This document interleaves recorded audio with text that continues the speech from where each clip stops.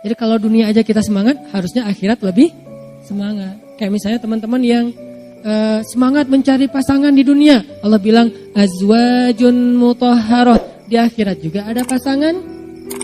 Yang saya sering bilang di akhirat, di surga itu gak ada lagi jomblo. Jadi gak ada yang duduk sendiri, ngahulang sedih gitu. Lo kenapa? Gua ditikung. Gak ada tuh. Di akhirat tuh gak ada yang kayak gitu-gituan. Semuanya sudah ridho. Mutmainnah radiyatan mardiyah. Dalam keadaan ridho dan diridhoi oleh Allah Subhanahu wa taala. Pasangannya siapa? Yang kita sebut bidadari itu istilah bahasa Indonesia kan? Bahasa Arabnya apa? Azwaj, pasangan bukan bidadari. Siapa azwaj? Itu tuh yang di atas-atas tuh. Yang solehah ya. Masya Allah. Makmum yang taat sama suami, salat tahajud berdua, suaminya waladhdallin, dia belakang amin. Jadi enggak konsen salatnya gitu kan ya? Itu tuh pasangan surga kita. Coba kalau sholat sendiri, waladhdallin, hening, nggak ada yang aminin. Pokoknya nggak enak aja lah, pokoknya sendiri mah. Maaf ya. Saya udah pernah ngerasain itu selama beberapa tahun. Bener emang nggak enak sih.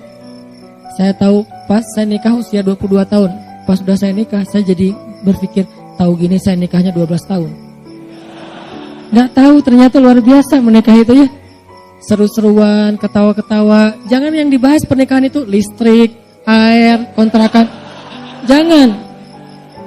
Itu kan cuma sebulan sekali. Bahaslah yang daily tuh. Yang daily kan ketawa-ketawa, makan bareng, bercanda.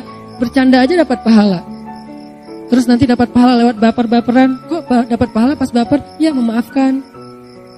Kayak Nabi itu istrinya lagi baper dibikin ketawa. Kita istri lagi ketawa dibikin bete. Kebalikan. Orang ada yang lagi ketawa dibikin bete. Kenapa? Istri orang. Bahaya. Nah, jadi yang pertama adalah berburu. Bisa manah, bisa nembak. Ini lebih ke tafsir sebagian ulama ya. Karena ulama itu ada dua model teman-teman. Biar kita gak kaku nih. Ada ulama yang memahami Al-Quran dan hadis itu tekstual. Gimana teks aja deh. Kalau kuda ya kuda, kalau panah ya panah, gak mau geser. Ini ada ulama yang kayak gini nih. Ada ulama kontekstual. Kalau dulu kuda, sekarang skateboard, BMX, ngetrail, moge, Vespa. Kontekstual. Konteks dulu tuh kuda sama onta. Konteks sekarang skuter, Vespa, naik Harley misalnya. Konteks. Dan ini disebut dengan maqasidus syariah. Apa sih maksud dari syariat? Mesir cenderungnya ke yang kedua nih. Modelnya tuh kontekstual, pola pikirnya. Madinah cenderungnya yang pertama. Dua-duanya baik. Gak usah saling menyalahkan. Terserah kita mana yang paling nyaman kan. Karena saya dulu belajar di Mesir, dibiasakan berpikir dengan persepsi kontekstual. Maka kita membiasakan untuk memahami teks supaya bisa relevan dengan konteks kekinian. Modal berpikir ala Mesir. Tapi kan hadisnya, dan bukan terjadi di Mesir, Madinah doang teman-teman. Di zaman sahabat udah ada pola pikir kayak gitu. Ada sahabat yang tekstual, ada sahabat yang kontekstual. Kayak pas Nabi bilang habis perang perang Khandak, Nabi bilang, ayo kita kepung benteng Bani Quraidah. Jangan sholat asar kecuali di Bani Quraidah. Nih kalimatnya, jangan sholat asar kecuali di Bani Quraidah. Akhirnya sahabat beres perang Khandak, berangkat ke Bani Quraidah. Siapa tuh Bani Quraidah? Orang Yahudi yang berkhianat. Mereka lah yang mengompori orang kafir Quraisy untuk nyerang Madinah. Pengkhianat nih. Udah ada perjanjian damai, ternyata mereka ingkari. Mereka langgar. Nabi nyuruh kepung Bani Quraidah supaya mereka mau memperbaiki diri. Jangan sholat asar kecuali di Bani Quraidah. Berangkat sahabat. Di tengah jalan, masuk waktu asar, terjadi perbedaan pendapat. Sebagian bilang, kita sholat dulu yuk. Soalnya ini udah asar nih, daripada ntar sampai maghrib. Kata yang lain, nggak bisa, kan kata Nabi jangan sholat asar sampai ke Bani Quraidah. Kata yang pertama, nggak gitu maksud Nabi. Maksud Nabi buruan berangkat, mudah-mudahan keburu asar di sana. Tapi kalau nggak keburu ya udah asar aja dulu. Kata yang kedua, nggak gitu, pokoknya gimana teks aja. Terjadilah perbedaan pendapat sahabat. Sebagian sholat asar dulu baru lanjut perjalanan, sebagian langsung lanjut perjalanan. Pokoknya meeting pointnya di Bani Quraidah aja.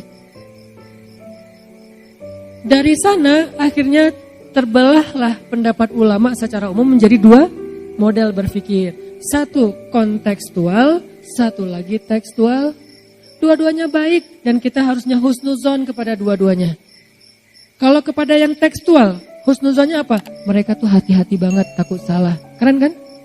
Kalau yang kontekstual, husnuzonnya apa? Mereka itu ingin Islam itu selalu relevan dan memberi solusi setiap zaman. Itu juga baik. Sehingga nggak ada di antara sesama muslim saling menyalahkan. Karena dua-duanya berawal dari konsep berpikirnya para sahabat. Termasuk yang tadi. Kalau yang tadi istilahnya memanah, menurut ulama tekstual, ya udah memanah aja. Sehingga kita sampai sekarang belajar mana, walaupun zamannya mungkin memanah udah jarang kepake ya, lebih banyak kepake senjata api. Bagi ulama kontekstual bukan memanah, manah boleh, pakai senjata api boleh, belajarnya pakai paintball dulu, airsoft kan juga boleh, kontekstual, dua-duanya boleh. Saya cenderung kepada yang kedua, kontekstual. Tapi saya respect sama yang pertama. Tapi menurut saya yang kedua lebih tepat. Yang pertama mungkin dengan pemahaman yang berbeda. Ini maksudnya. Terus yang kedua kata Nabi, main-main tapi berpahala apa? Walaupun gak ada zikrullah tadi, melatih kuda. Bagi ulama tekstual, kuda ya udah kuda aja, jangan ditafsir-tafsirin. Bagi ulama kontekstual, dulu kuda dan onta sekarang menjadi kendaraan. Bisa mobil, bisa motor, bisa trail, bisa Vespa, bahkan bisa BMX dengan niatnya untuk kebaikan. Bayangin kita main BMX misalnya untuk supaya selalu fit, olahraga, badannya kebentuk, itu kan kebaikan kan? Karena mukmin yang kuat lebih disukai Allah daripada mukmin yang lemah, walaupun dua-duanya baik kata Nabi. Berarti kalau niatnya supaya kuat kan belajar, gak usah yang ngetrik-ngetrik macam-macam, bunny hop aja, itu udah lumayan berat kan? Kalau menurut saya sih lebih berat daripada ngetrik olinya skateboard, karena itu ngangkatnya lebih luar biasa, langsung seluruh tubuh itu kebentuk, ototnya langsung jadi itu. Berarti kalau niatnya mukmin yang kuat lebih baik daripada mukmin yang lemah, walaupun dua-duanya baik, maka main BMX itu adalah ibadah. Hidup karena BMX ya.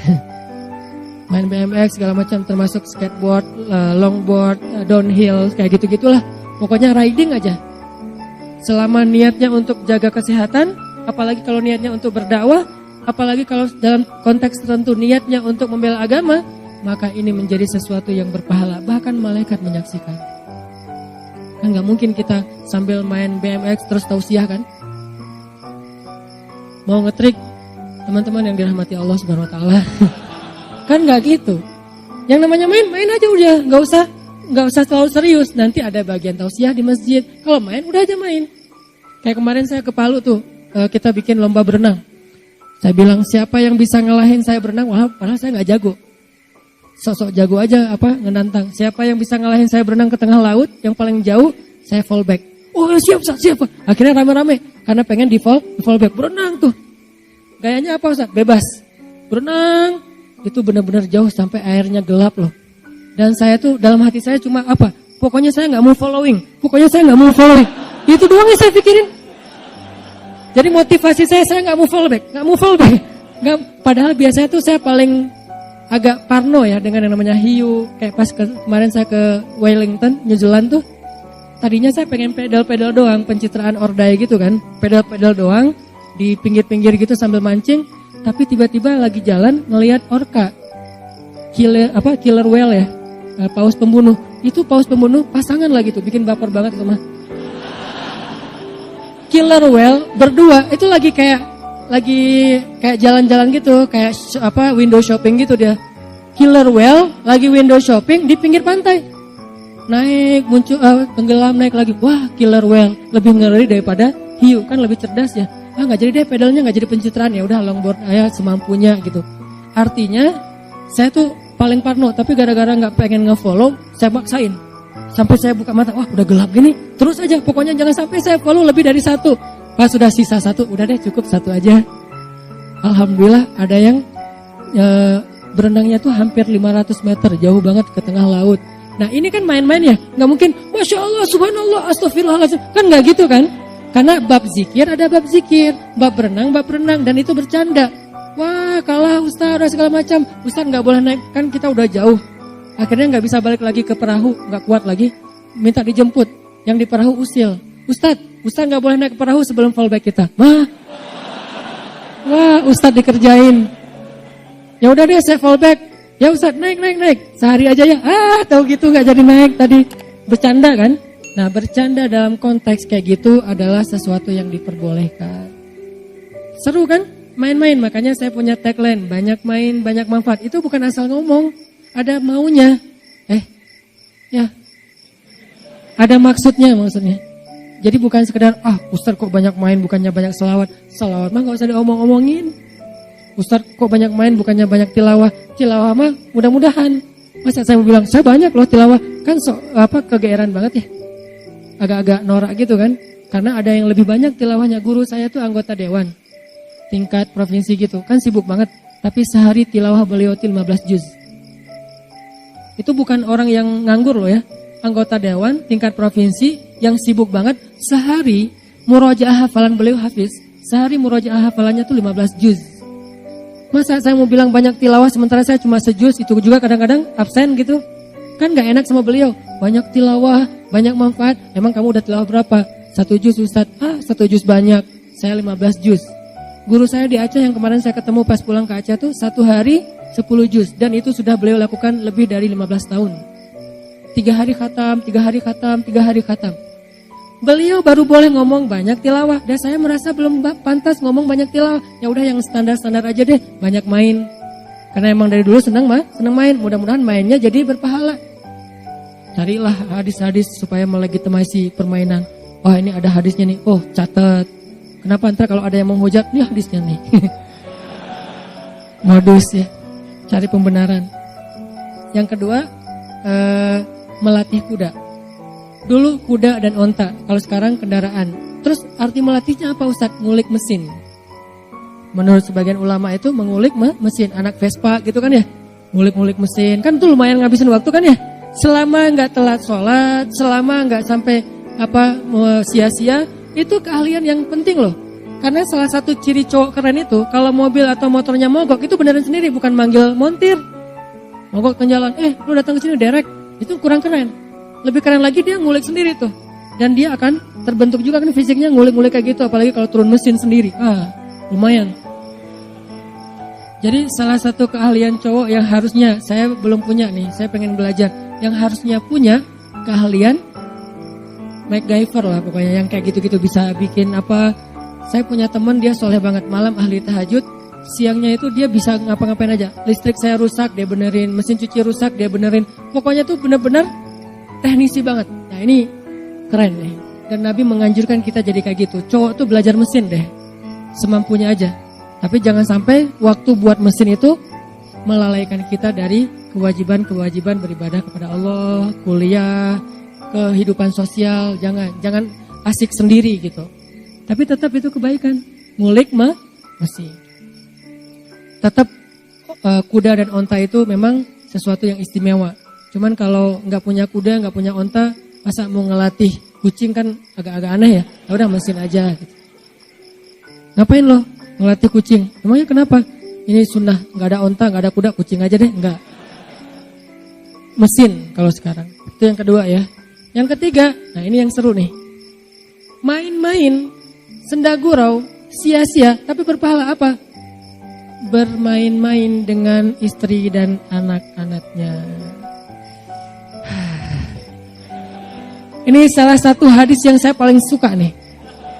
Ini demen banget saya sama hadis ini nih. Makanya hadis ini tuh hadis favorit. Kalau ditanya Ustaz hadis favoritnya apa? Hadis tentang 4 permainan yang berpahala. Terutama nomor 3, main-main sama istri dan anak. Boleh gitu Ustaz? Boleh banget lah. Orang Nabi itu suka main-main sama istrinya. Nih contoh-contoh Nabi main sama istrinya ya. Salah satunya Nabi lagi pulang dari satu perjalanan dakwah gitu atau jihad.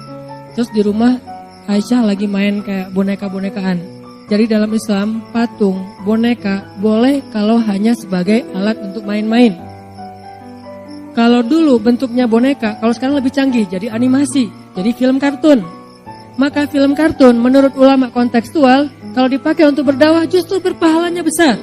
Karena Aisyah main boneka-bonekaan. Dulu boneka itu dibuat dari kayak terpal, dari kayak kain-kain yang udah nggak kepake, dibikinlah jadi boneka.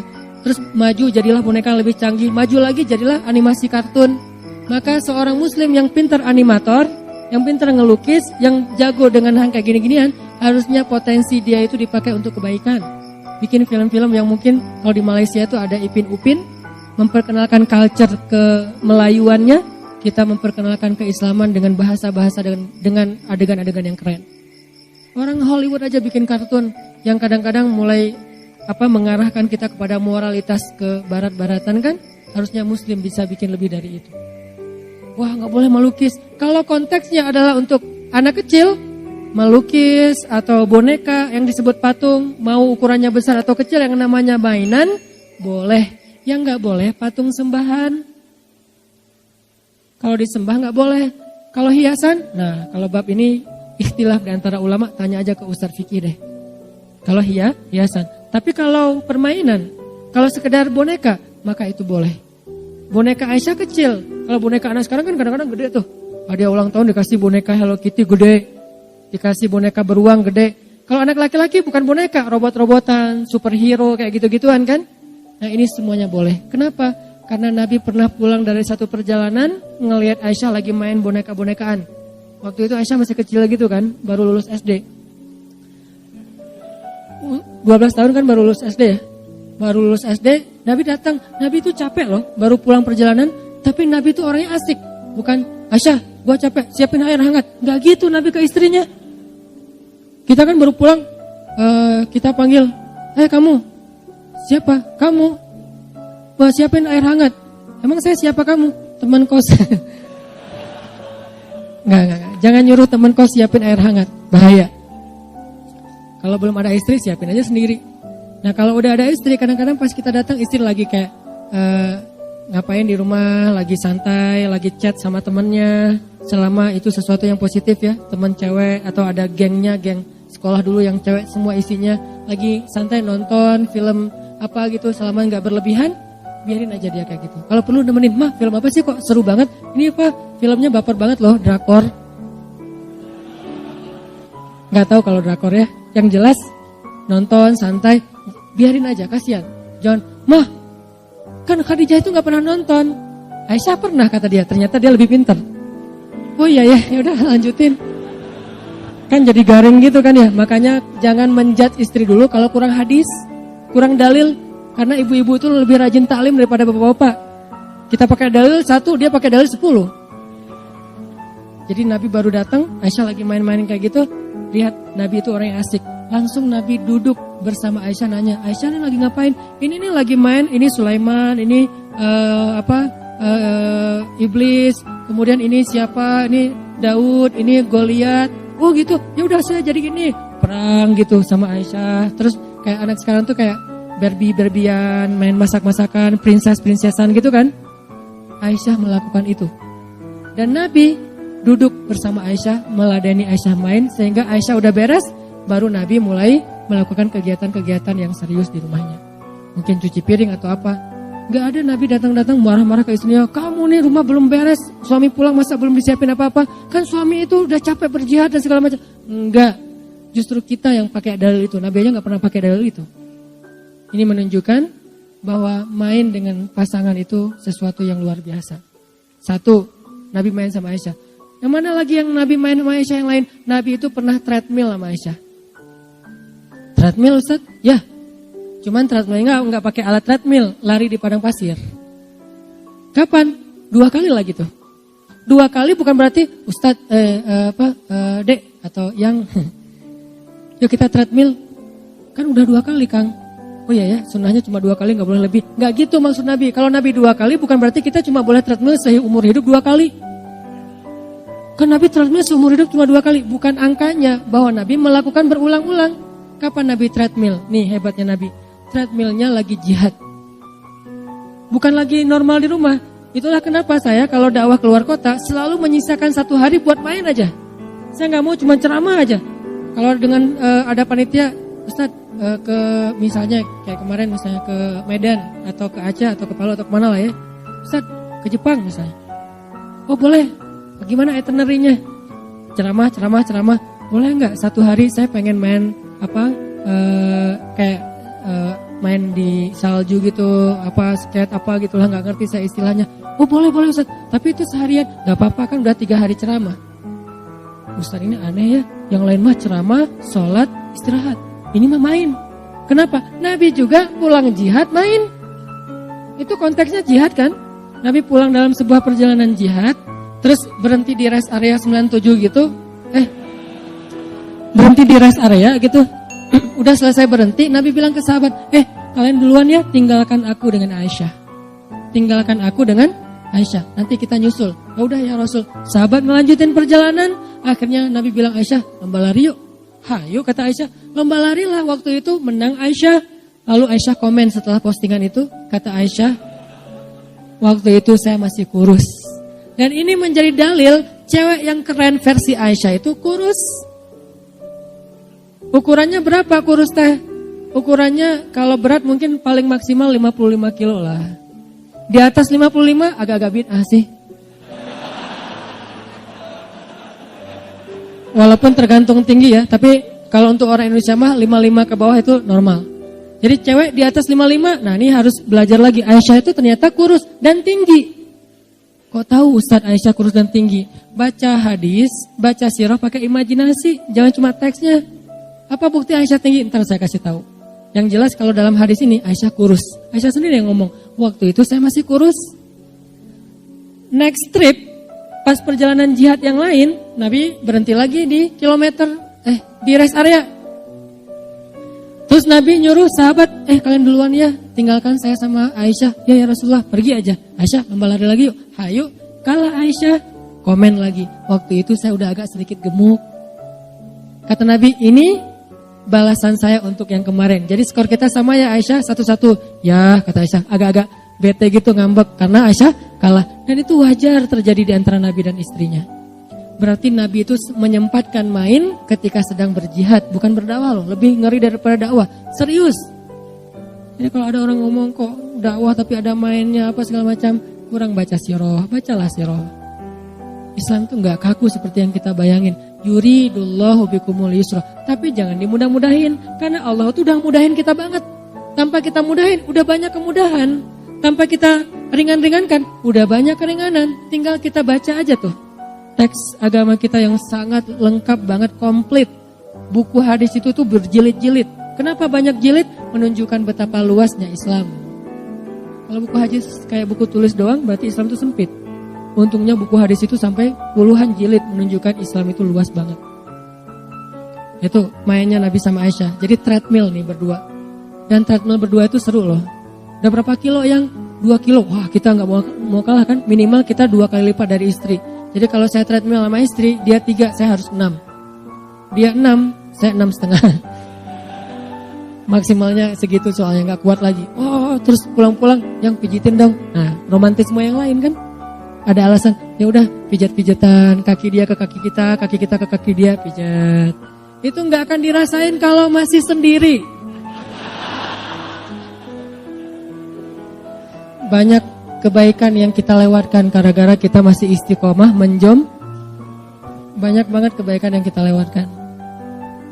Itu Nabi main sama Aisyah. Terus hadis yang lain, Nabi nonton sama Aisyah. Bahkan Nabi pernah membiarkan Aisyah bernyanyi dengan teman-temannya. Jadi suatu hari Nabi baru pulang juga capek ke rumah.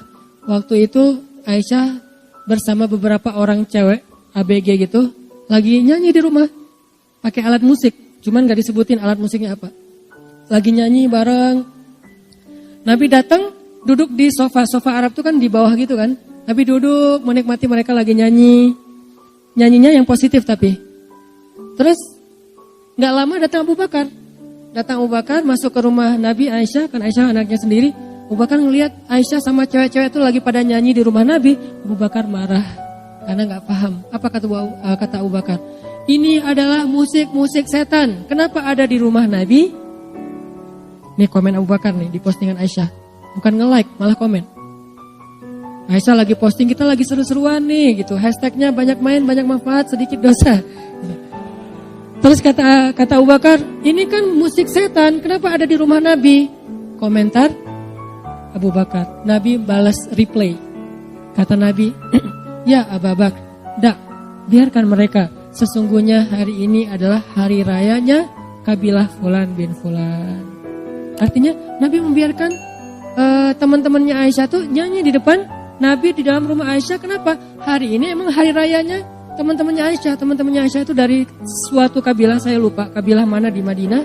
Dan mereka lagi ngerayain hari jadi kabilah mereka dengan cara bersenang-senang. Dan ini menjadi dalil juga bolehnya merayakan hari jadi tertentu selama tidak berlebihan. Ini pemahaman saya, ulang tahun. Asal tidak menjadi pesta pora yang berlebihan. Selama itu bentuknya masih hiburan yang wajar. Apalagi kayak ngundang anak yatim, fakir miskin, ngasih makan. Itu boleh, ada hadisnya. Walaupun konteksnya bukan ulang tahun pribadi, ulang tahun kabilah. Sama aja kan? 17-an Agustus, hari jadi kota Bandung, hari jadi pribadi. Yang jangan hari jadi mantan, berat. Kalau hari jadi sendiri mah gak masalah. Nah ini terjadi di zaman Nabi. Akhirnya biarin wahai Abu Bakar, karena ini hari jadi mereka. Akhirnya Abu Bakar duduk, boleh. Pernah gak dengar kisah ini? Jarang kan? Karena jarang dibahas. Menunjukkan bahwa banyak hal yang kita belum tahu tentang Islam.